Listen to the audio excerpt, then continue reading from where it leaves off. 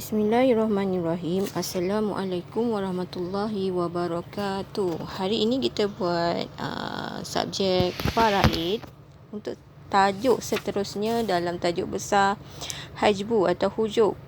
Ingat lagi tak makna hujub? Lihat muka surat 15. Hujub pada bahasa kita boleh tengok kat situ dinding atau halang atau tegah. Dari segi syarak, ia bererti terhalang seseorang daripada mendapat pusaka, sama ada terhalang sepenuhnya atau sebahagian, kerana ada sebab-sebab yang menghalang setiap waris tersebut. Apa dia tak dapat?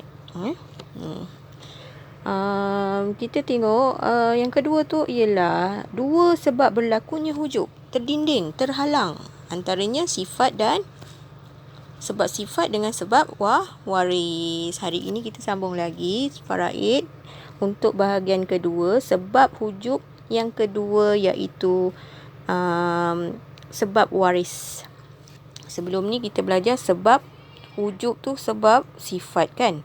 Hari ini kita sambung hujub sebab waris. Okey. Bismillahirrahmanirrahim. Hujub dengan sebab waris ialah terhalang daripada mendapat semua apa? Semua harta atau sebahagian harta pusaka. Sebab apa tak dapat? Kerana, kalau boleh garis ataupun pakai pensel awak boleh bulat, kerana ada waris yang menghalang, seperti datuk lelaki terhalang daripada mempusakai. Datuk lelaki tak dapat sebab apa? Rupanya masih si mati ada bapa, ayah betul si mati. Jadi ayah pada bapa tak dapat, iaitu datuk lah. Pangkat dengan si mati adalah datuk lelaki tak dapat. Sebabnya ada waris lagi kuat, iaitu ayah dia masih hidup. Maka inilah antara sebab datuk tak dapat. Baik. 4.5 bahagian hujub dengan sebab waris. Kalau awak boleh tengok dekat kitab tu mempunyai dua sebab. Hujub dengan sebab waris terbagi pada dua sebab. Yang pertama, hujub nuksan. Yang kedua, hujub hirman. Awak boleh tengok makna hujub nuksan, awak boleh garis. Ialah berkurang daripada mendapat bahagian pusaka yang banyak kepada bahagian pusaka yang sedikit. Seperti berkurang bahagian fardu suami daripada dapat 1/2 jadi sikit, jadi 1/4. Sebab apa? Si mati ada meninggalkan anak, ada tinggalkan cucu. Daripada anak lelaki, semua dia ambil pada lelaki. Ingat lagi tak yang saya kata?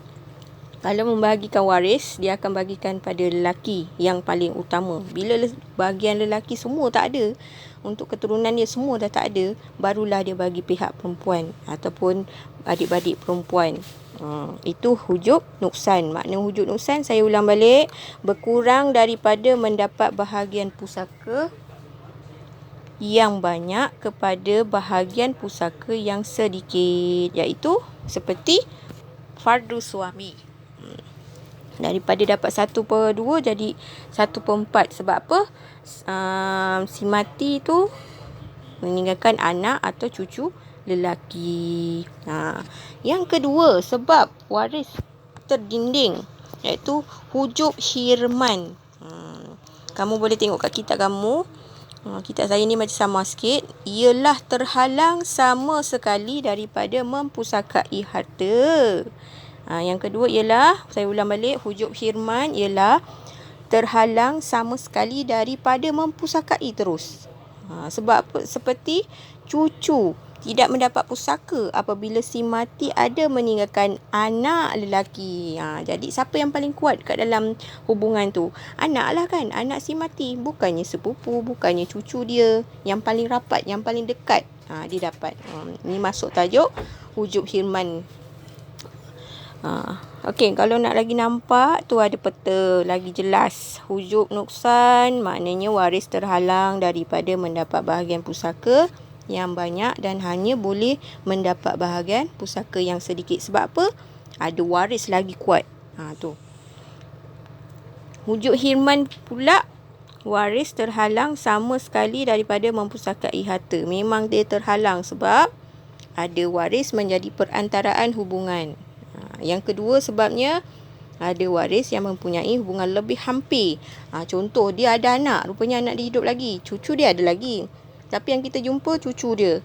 Rupanya bila dia selidik, tanya cucu dia, rupa dia ada ayah. Ayah tu adalah anak si mati. Maka cucu terdinding, terhalang daripada dapat harta. Okey, sampai sini dulu. Ila liqa. Assalamualaikum.